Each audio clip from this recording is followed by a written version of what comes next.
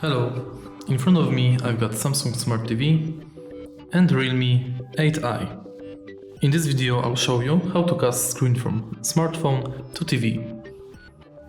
At the beginning make sure that both devices are connected to same Wi-Fi, and now you can switch to screen mirroring mode on your TV. Then, on your phone, swipe the notification bar extended and search for screencast. It is right here. Enter it. And now select your device. As you can see, both devices are connected.